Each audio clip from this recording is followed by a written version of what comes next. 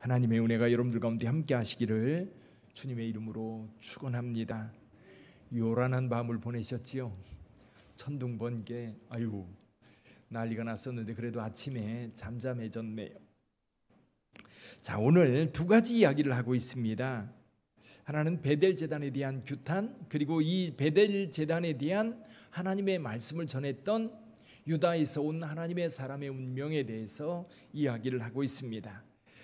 자, 이 여로보암, 아히야 선지자가 여로보암을 만났을 때에 자기 새 옷을 12조각을 내서 10조각을 주면서 10지파를 다스린 왕이 될 것을 예언했었어요. 애굽에 피난 갔던, 솔로몬을 피해서 갔던 여로보암이 이제 이 백성들이 불러서 옵니다.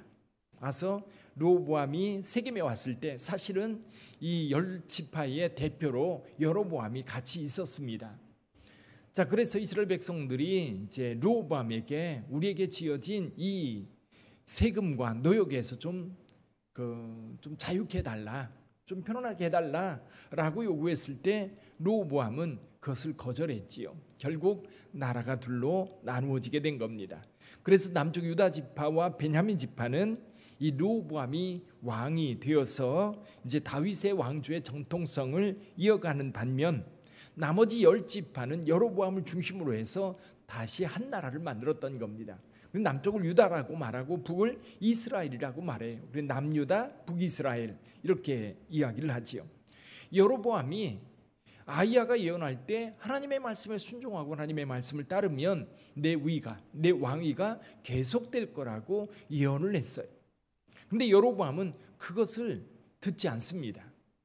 결국 자기 백성들, 북이스라엘에 있는 10지파 백성들이 제사를 드리러 예루살렘의 성전으로 가면 그 나라가 무너질 것을 생각한 여로보암, 어디에 단을 쌓지요? 두 곳, 베델이라고 하는 곳과 단이라고 하는 곳에. 여러분, 이 단에 가면 거기 이 제단 모형을 만들어 놓은 거 혹시 기억나세요? 제단 모형 철제로 크게. 근데 예루살렘에 있는 제단보다 훨씬 더 크게. 근데 모든 것을 비슷하게. 여러분, 비슷한 거는 진짜가 아닙니다. 그걸 짝퉁이라고 그러지요. 종교에 있어서 짝퉁은 이단들입니다. 그렇죠? 이단이 되는 거예요. 비슷하지만 본질은 아닌 거예요. 본질에서 벗어난 것은 이단이고 짝퉁인 거지요. 이렇게 베델에 제단을 만들어 거기에서 여로보암이 분향할 때 하나님의 사람이 거기 와서 예언을 합니다. 제단아 그러면서 이 제단이 무너질 것을 이야기하는데 무너질 뿐만 아니라 그 제단이 제사장이 그 위에서 죽임을 당하고 그리고 사람의 뼈가 그곳에서 불태워질 거다. 이 얘기는 뭐냐면 베델 제단에 대한 철저한 부정, 아주 완전한 부정을 이야기하는 거예요. 근데 요시야라고 하는 왕이 나타났을 때라고 이야기를 해요. 이때로부터 약 300년 뒤에 요시야가 계획을 일으키면서 이 일을 행합니다. 마침에 성취가 되지요. 근데 오랜 시간 후에 이루어질 거잖아요. 그럼 그 일에 대한 징조가 뭐냐? 그래서 지금 현재 그 제단이 갈라지고 재가 쏟아지는 일이 벌어집니다. 그걸 지켜보던 여로보암이 저놈 잡아라 아마 했을 거예요. 손을 들어서 잡으라고 할 때 그 손이 그대로 말라서 뻣뻣하게 굳어지고 말았습니다. 여로보암이 놀라서 하나님의 사람에게 나를 위하여 너의 하나님 여호와께, 그러니까 여로보암은요 믿음이 하나도 없는 거예요. 하나님을 향한 믿음이 전혀 없는 상태인 거지요. 너는 나를 위하여 내 하나님 여호와께 은혜를 구하여. 결국 하나님의 사람이 기도해서 손이 나음을 입게 되지요. 그래서 초대를 합니다. 우리 집에 같이 가자, 떡을 먹자. 근데 이 선지자는 말합니다. 이 하나님의 사람은 어떻게 말해요? 하나님께서 거기서는 떡도 먹지 말고 물도 마시지 말고 또 갔던 길로 돌아오지도 말고 다른 길로 돌아가라고 그렇게 말씀했기 때문에 왕에게 말하지요. 왕의 재산 절반을 내게 준다 할지라도 난 그렇게 할 수 없습니다. 그래서 다른 길로 떠나갑니다. 근데 여기 이해할 수 없는 일이 있어요. 뭐예요? 베델의 늙은 선지자입니다.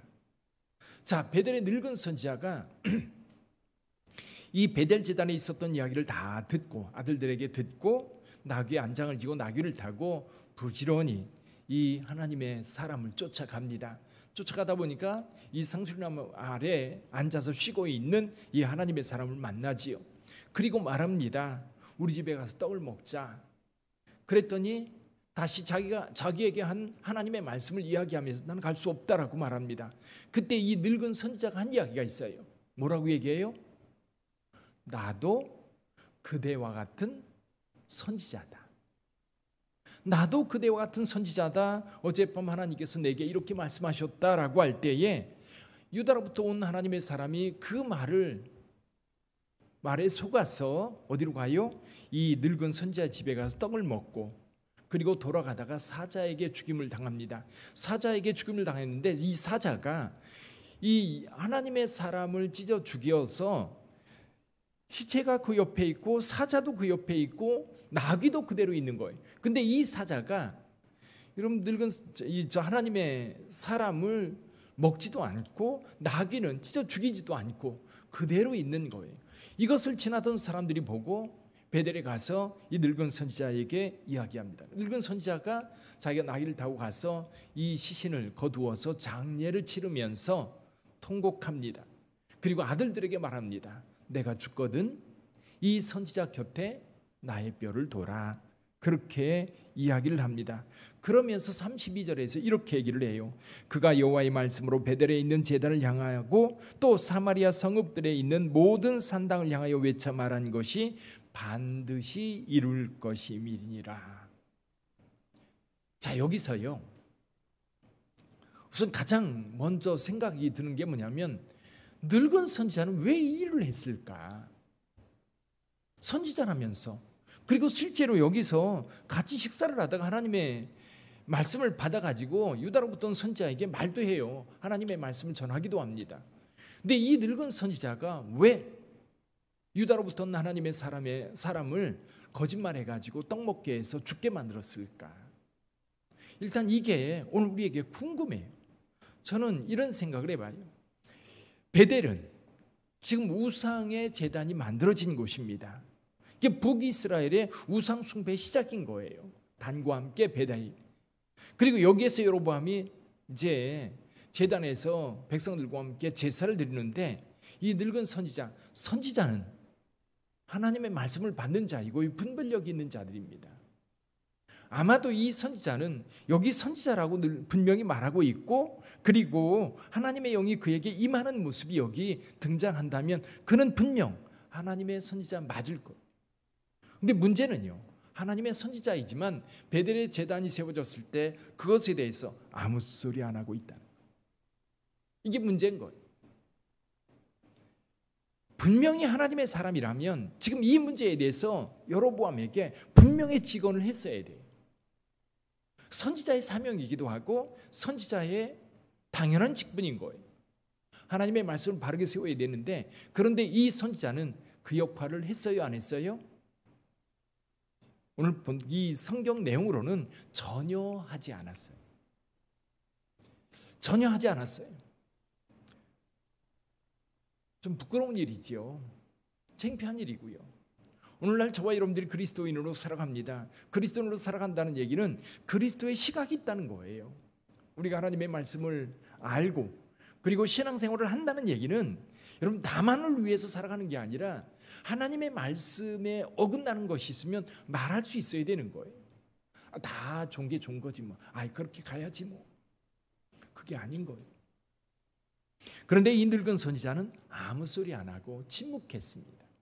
이게 아마도 굉장한 죄책감이 들었을 것이고 유다에서부터 온 선지자 당연히 그 지역에 있는 선지자가 하나님의 말씀을 전했어야 되는데 오히려 엉뚱한 곳에서 와서 하나님의 말씀을 전했을 때에 아마 나름대로 자존심도 많이 상했을 것이고 죄책감도 많았을 것이고 그리고 자기 늙도록 선지자라고 하는 이 직임을 가지고 있음에도 불구하고 아무 일도 안 하는 그 마음이 뭔가가 굉장히 찔렸던 것 같아요.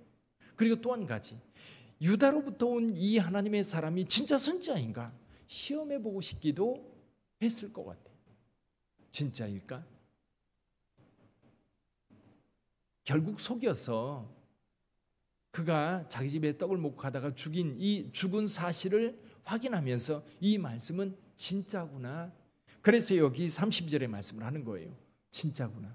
하나님의 선지자임을 확신했고 그가 예언한 모든 말씀이 실제로 이루어질 거라고 하는 것을 확신해서 오늘 여기 보여주는 거예요. 근데요, 또 다른 측면에서 한번 보세요. 여기 유다로부터는 여호와의 하나님의 사람. 왜 이 하나님의 사람 늙은 선지자의 말에 속아 넘어갔을까요?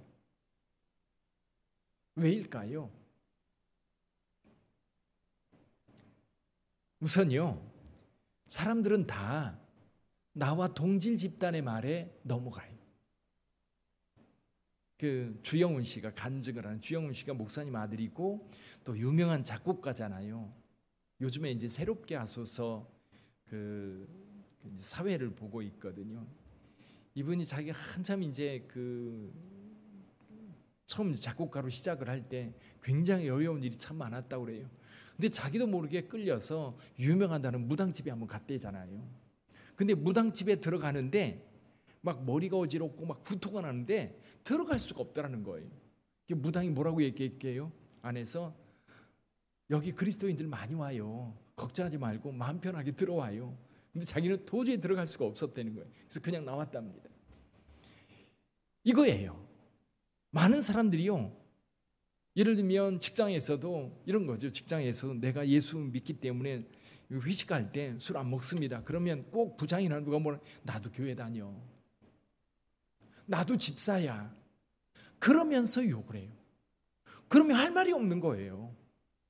나만 잘났다고 그러는 것 같고 내 신앙만 옳다고 주장하는 것 같고, 또 같은 회사에서 일을 해야 되는데 이게 참 그렇거든요. 그래서 넘어가요. 이단에게 넘어가는 경우도 그렇고요.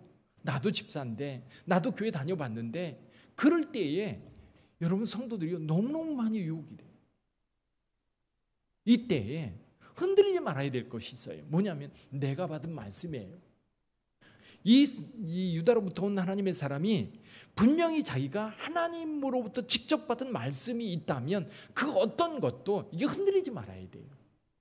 다른 사람이 선지자라고, 나도 그대와 같은 선지자야, 어젯밤에 하나님께 내게 이렇게 말씀하셨어. 그러면 내가 받은 말씀과 저 사람도 선지자라고 말하면서 말하는 것이 서로 달라요. 뭘 지켜가야 돼요? 내 걸 포기해야 돼요? 아니요. 내가 받은 것이 확신하면 내 받은 것을 가지고 가야 되는 거예요. 그리고 내가 받은 그 말씀 때문에 베델이 왔고, 베델이 하나님의 말씀 선포했고, 그리고 하나님의 말씀대로 가고 있는 상황입니다. 그러면 끝까지 지켜야 되는 거예요. 그렇죠? 저와 여러분들이 신앙생활 할 때도 마찬가지입니다. 여러분, 누군가가 이단에 빠진 사람들에게 넘어가는 크리스찬들의 대부분이 그거예요. 나도 교회 다녀봤는데, 나도 교회 집사였는데, 그러면 이단에 넘어가는 거예요. 내가 교회에서 신앙생활하면서 내가 받은 말씀인들은 그 기준이 분명하지 않으니까 흔들리는 거예요. 여기 유다로부터 온 하나님의 사람, 자기가 받은 하나님의 말씀에 대한 확신을 가지고 끝까지 지켜갔다면 갔을 거예요. 그 대신 이 늙은 선지자가 화를 입었겠지. 그래서 여러분, 굉장히 중요한 겁니다. 하나는 미혹당하지 않으려면 여러분, 우리 주변에서 나도 크리스찬인데, 나도 교회 다니는데, 나도 집사인데, 나도 권사인데, 그런 얘기하는 사람 말 들으면 안 됩니다. 제가요, 지난주 성결신문에 보면 제가 쓴 칼럼이 있어요. 못 보셨지요? 지난주 저기 있는 거 한번 열어보세요. 거기에 그런 얘기 썼어요. 명함에 어느 집사, 꼭 안수 집사 이상만 써요. 그렇죠? 즉 자기가 사부를 하면서 그 밑에 안수 집사 누구누구, 또 장로 누구누구, 그렇게 쓴 사람들은 믿지 마라. 왜냐하면 이를 통해서 신뢰를 주려고 하는 게 아니라 뭐를 통해서 주려고 해요? 이름을 통해서 신뢰를 주려고 하는 거예요. 이거는 이미 그 자체가 문제가 있는 거예요. 일을 하면서 내가 크리스찬이라는 건, 일을 하면서 내가 안수집사라는 것, 일을 하면서 내가 장로라는 것을 알면 장로님이기 때문에 저랬구나 그렇게 인정이 될 텐데, 사람들은 나하고 일하기 전에 이미 장로님이기 때문에 믿을 만하다, 그 신뢰를 먼저 주고 싶은 거예요. 그러다 보니까 속는 사람들이 많아요. 똑같은 거예요. 여기 똑같은 것. 그래서 여러분, 속지 말아야 되고요, 뿐만 아니라 속지 않으려면 여러분, 하나님의 말씀, 내가 받은 말씀의 기준을 분명히 잡고 가는 겁니다. 그게 중요해요. 그 은혜를 따라 사는 저와 여러분들이 되기를 주님의 이름으로 축원합니다. 기도하겠습니다.